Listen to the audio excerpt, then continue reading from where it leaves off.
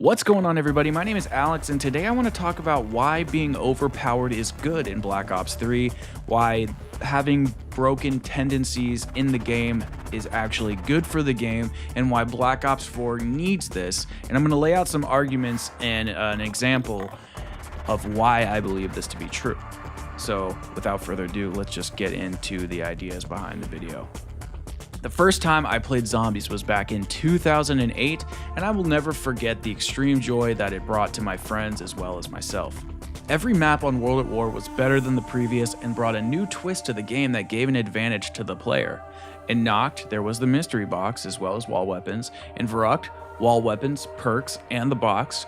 In Shinonuma, we had randomized perks, the box, and dog rounds, which gave the player a free max ammo in between rounds, well, every 5 rounds, as you know. Then we had Derice, which changed the way zombies was played forever. We were given all those things aforementioned, as well as Pack-a-Punch. We were officially badasses. The game was still hard, yes, but it was riddled with customization and fun tricks to make you and your team, quote-unquote, overpowered. The dreaded word, overpowered.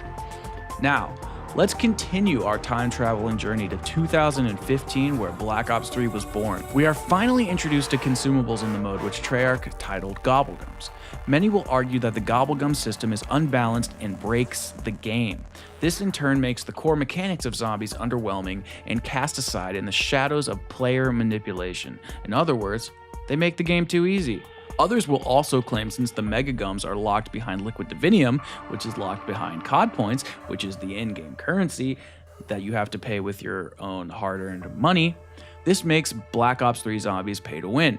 I would have to agree with these people, but only to a certain extent. Yes, you can earn Liquid Divinium in the game, but that's not what the focus of this argument is. The other ideas that people have against consumables is not really so much the pay-to-win element or even the overpowered element, but how Gobblegum's functions fundamentally are a bad additive to the core gameplay, which in turn ruins zombies. This prevents fans and new fans from authentically experiencing the mode. For example, being fully set up on round 1 or having never-ending lives in a boss fight does take away the risk-reward aspect to zombies, but I would have to argue that this is variety and it's a good thing. I love figuring out the best strategy for a map without using all of the game-breaking consumables. It is only when I go back to the map after completing it properly do I start toying around with the game-breaking mechanics. This is probably why Black Ops 3 is so far my personal favorite experience to date. The reason it is my favorite thus far is it allows the player to essentially play in 3 main ways. Number 1, you can play bare bones with no consumables and play the game just as you would any other Call of Duty Zombies experience.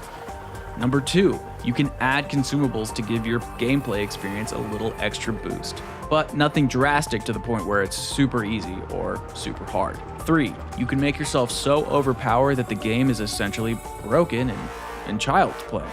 All of this variety is fantastic since the whole idea behind zombies is based on a small series of maps that get presented to fans over the course of the Call of Duty game's lifespan.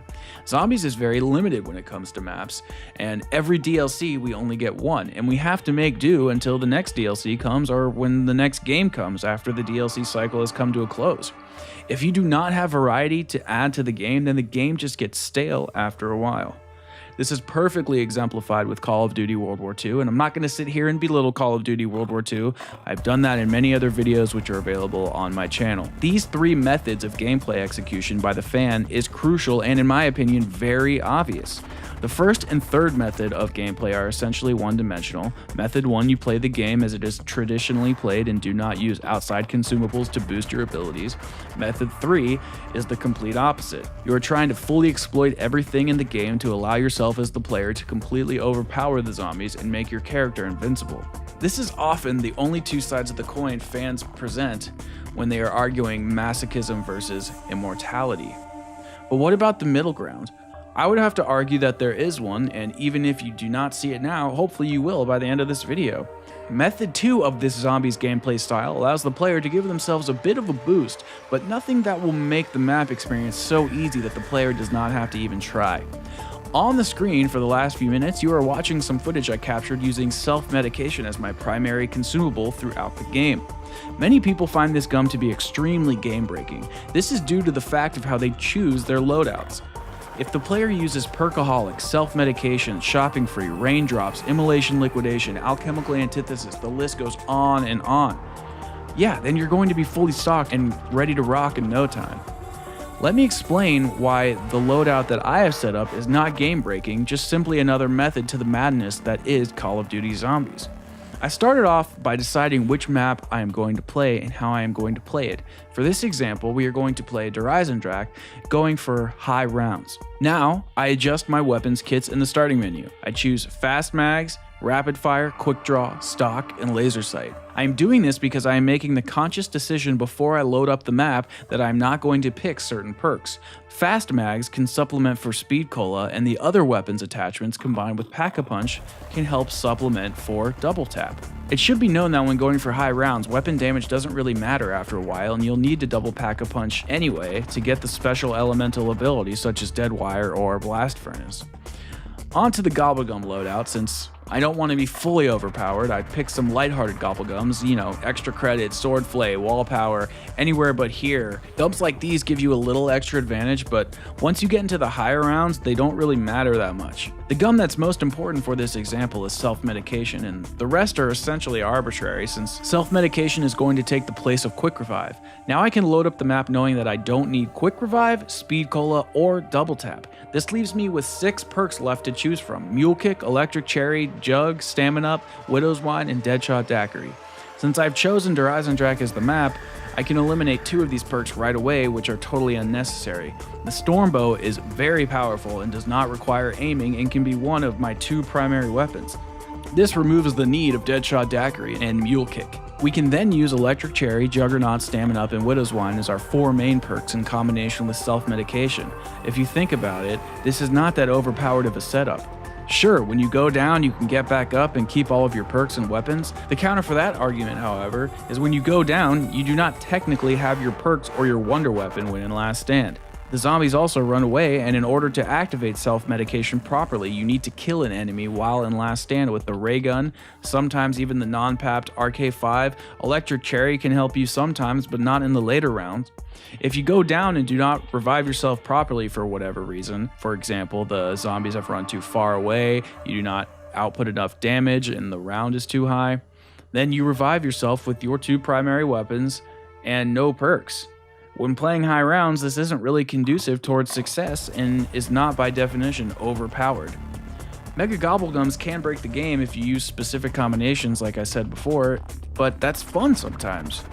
My point is that this customization of allowing the player to either be a masochist or an overpowered god is a good thing. It has allowed me to customize and experiment in ways I've never thought of. The idea of variety allows a game to live longer. Black Ops 3 is 3 years old now, and I still play it more than World War II or Infinite Warfare Zombies modes. That's how good it is. One could argue that Infinite Warfare had the best balance of gameplay and consumables, but I think that it's better to go full overpowered. Fans do not play anything but Director's Cut mode now anyway. No one plays the standard IW Zombies mode anymore. World War II is just super difficult. It would be nice to have a break, but I understand, what they're doing. When you've been playing zombies for the better part of a decade, farming for points with your pistol and opening the same doors in the same way is monotonous, tedious, and most of all, it gets boring. Black Ops 3 takes that idea and flips it on its head. It says, screw it, if you want to have all perks and the whole map of Origins open by round 2, go for it. That's awesome. Of course, it would not be good if being overpowered was the only way we could play, but luckily it isn't. Black Ops 4 needs to continue this trend, otherwise once I beat the map's quest, I most likely won't go back to play the game for much longer. At least not until the next DLC rolls around. What I usually do is complete the map and its main quest the normal way the game is meant to be played. Once I have done this correctly and I can sleep at night, then I go back and I play the map with crazy consumables and I just mess around. I don't want to play the map the same way every time. So hopefully Zombies Rush, Callings, and custom mutations allow the player to be underpowered, overpowered, and everything in between. The problem with too much variety is that it can lead to feelings that are overwhelming and off-putting. People are not psychologically designed for many options. It evokes anxiety and even feelings of depression and anger. There are times when I load up Black Ops 3 and I just can't decide what to do, and I stare at the campgrounds with Richtofen poking at the fire for 15 minutes. minutes. For me, this problem arises from having too many maps to choose from, which is why I am nervous about the amount of content that Treyarch is providing at launch. One of the more important and lesser discussed issues that Black Ops 4 will have to deal with is presentation of all this content. How are we going to receive these 4 maps at launch? Will they be locked behind a quest completion? Maybe you have to beat 9 before you get Voyage, and then you have to beat Blood of the Dead before you could get 5? Perhaps getting to round 20 on each map before heading to the next one? Or will they all be unlocked at once? The DLC season also needs to be presented in a timely fashion where we are not overwhelmed with content but not sitting here waiting for an update from Treyarch that is seemingly never going to come. I doubt that will be the case. It seems that they have been on the ball thus far, and I bet that will continue. Black Ops 4 will probably be one of the best zombies experienced to date. There is a mountain of ideas to come forward over the next few weeks from Treyarch, things that we have not even thought of, which is why they are generally the best developer, at least for this type of content. Hopefully Treyarch does not fall from the bar that they have set so high for themselves, and their creativity continues to shine through and surpass our expectations once again. Thank you guys for listening and hanging out, and I will see you all in the next video. Have a great day, everybody.